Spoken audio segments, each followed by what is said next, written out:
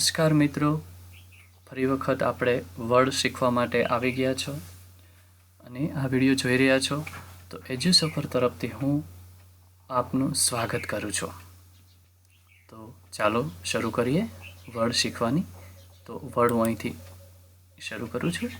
આ અગાઉ જે વિડીયો આપણે જોઈ ગયા છે એની ટૂંકમાં જોઈએ તો MS વર્ડનો પરિચય, જુદા જુદા મેનુનો પણ પરિચય, હોમ ટેબનો ઉપયોગ જેમાં ફોન્ટ બ્લોક, જરા હટકે પણ આપણે જોયું હતું કે ફોન્ટ એક સરખા કર્યા વગર નાના કે મોટા કરવા, ફોન્ટને પડછાયો આપવો, આ રીતના ફોન્ટ કોઈ પણ ફોન્ટને આઉટલાઇન રાખીને બાકીનું દૂર કરવું, એ ફોન્ટ ચેન્જ કરવા, શ્રુતિ સાથેના ફોન્ટ કેમ બદલવા, એ ફોન્ટ ઇન્સ્ટોલ પણ કેમ કરવા એની વિગત પણ આપણે જોઈ ગયા હતા। અગાઉ વિડીયોમાં આપણે જોયું હશે કે અહીંયા એક મારી ભૂલ હતી જે આપને ક્ષમા સાથે જણાવું છું કે અંગ્રેજી આલ્ફાબેટ એમાં આ કોઈ કારણસર રહી ગયેલો હતો।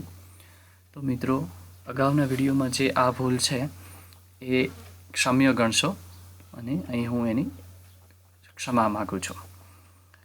તેમ છતાં કોઈ ભૂલ હોય તો ધ્યાન દોરવા વિનંતી, જેથી કરીને અમે નેક્સ્ટમાં એ સુધારી શકીએ। આપણે MS વર્ડ શીખી રહ્યા છીએ જેમાં ફોન્ટ બ્લોક વિશે જોઈ ગયા છીએ। હવે પેરેગ્રાફ બ્લોક વિશે જોવાના છીએ, શીખવાના છે।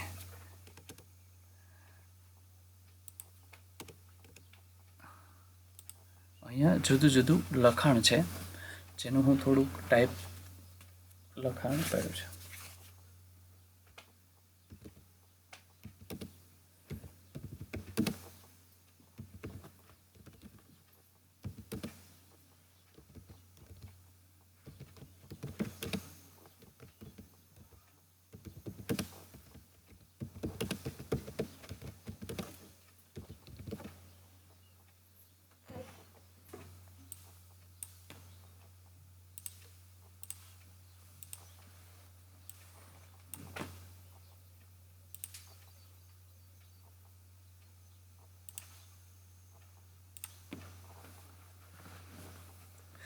તો આ વિડીયોમાં આપણે પેરેગ્રાફ બ્લોક વિશે સમજવાના છે।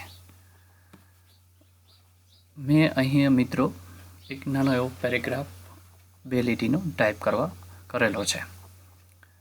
તો જોઈએ, આમાં સમજીએ આ બ્લોકને। તો આ એક આ ફકરો છે। પેરેગ્રાફ બ્લોકમાં આપણે અલાઇન વિશે ટૂંકમાં અને ઝડપથી સમજી લઈશું। એક પેરેગ્રાફ છે, એને હું થોડો મોટો કરવા માટે અત્યારે કોપી કરી અને ઝડપથી પેસ્ટ કરું છું। આ રીતનું માનો કે પેરેગ્રાફ છે।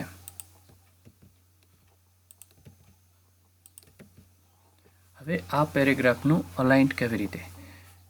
તો અહીંયા હું જોઉં છું તો આ અહીંયા લેફ્ટ બાજુનું છે, ત્યારબાદ આ વચ્ચેનું સેન્ટર કરીશ તો આ રીતનું થશે અને આ બાજુ આટલી જગ્યા છૂટશે। ત્યારબાદ આ બાજુ કરીશ તો રાઈટ બાજુ કરીશ તો રાઈટ બાજુથી લખાણ શરૂ થશે અને એનો આપણે નમૂનો જોઈએ। જો આ બાજુ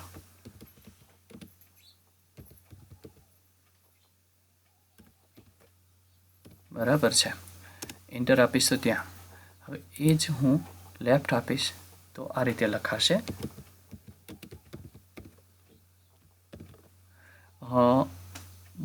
જો હું સેન્ટરમાં આપીશ, એન્ટર આપું છું અને પછી લખીશ તો સેન્ટરમાં લખાશે। આ રીતનું છે। પણ બધું સિલેક્ટ કરીને એક બીજું બતાવું કે મોટાભાગે લેફ્ટનો ઉપયોગ થતો હોય છે। તેમ છતાં જેવો લેફ્ટનો ઉપયોગ કરશો એટલે તમે જોઈ શકો છો, અહીંયા સિલેક્ટ કરીને બતાવું, આ રીતનું સેટિંગ નહીં આવે। તો એના માટેનું છેલ્લું છે જસ્ટિફાય, કંટ્રોલ જે કરો તો પણ થઈ શકે। અહીંયા એનું શોર્ટકટ સાથે બતાવે છે, કરીને બતાવું છું તો એક સરખું ટાઈપ થઈ ગયું છે।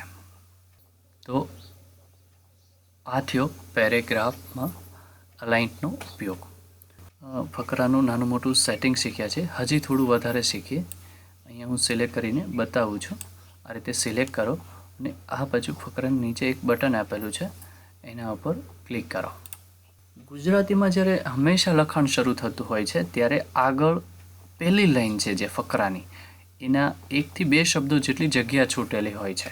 તો એનું સેટિંગ કરવા માટે અહીંયા સ્પેશિયલમાં જઈ તમે અહીંયા ફર્સ્ટ લાઈન ઉપર ક્લિક કરો એટલે જો અહીં તમને નમૂનો બતાવશે અને હું ઓકે કરીને બતાવું છું આ રીતનું. તો હવે જ્યારે પણ તમે માનો કે આખું સિલેક્ટ કરેલું હોય અથવા તો આ રીતનું સેટિંગ કરેલું હોય તો તમારે આ રીતે શરૂ થશે. તેમ છતાં તેના બીજા વિકલ્પો જોઈ લઈએ. ફર્સ્ટ લાઈન, હેડિંગ, તો આ રીતનું થશે. તમને નમૂનો દેખાય છે એ રીતનું, અથવા તમે એનો અખતરો કરી શકો છો. ત્યારબાદ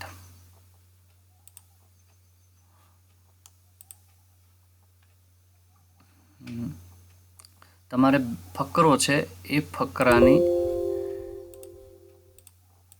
ફકરાની ઉપર નીચે કેટલી જગ્યા રાખવી છે એનું પણ સેટિંગ કરી શકો છો.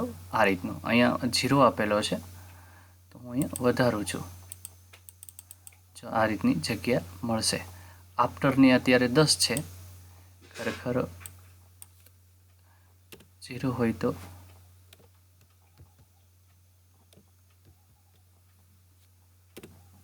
શું થાય,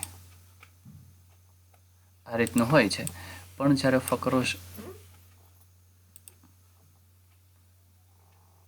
તો અહીંયા પણ તમે વધારી શકો છો. તો જો અહીંયા જગ્યા વધી ગઈ અને અહીંયા વધી ગઈ. આ રીતનું ફકરાનું સેટિંગ તમે અગાઉથી સેટ કરી શકો છો. ઓકે મિત્રો, તો પેરેગ્રાફ બ્લોકમાં આપણે આટલું શીખ્યા. અલાઇન, જુદી જુદી અલાઇન આપતા શીખ્યા. ત્યારબાદ ફકરાનું સેટિંગ કરતાં પણ શીખ્યા. હું આશા રાખું છું કે આ વિડીયો જરૂર આપને ગમ્યો હશે અને એક સાથે સાથે અનુરોધ પણ કરું છું, વિનંતી પણ કરું છું કે આ બધા જ વિડીયો જોતા રહેશો. ડાઉનલોડ કરીને આપના મિત્રો કે જેને જરૂર છે આ પ્રકારના વિડીયોને એમની ભેટમાં આપતા રહેશો. ફરી વખત આપનો ખૂબ ખૂબ આભાર. અમારા તમામ અપડેટ માટે ગૂગલ પ્લે સ્ટોર પર જઈ EDUSAFAR અલબત્ત EDUSAFAR લખી સર્ચ કરી આ પહેલી જ એપ્લિકેશન ઇન્સ્ટોલ કરશો. આ વિડીયો જોવા બદલ આપનો ખૂબ ખૂબ આભાર.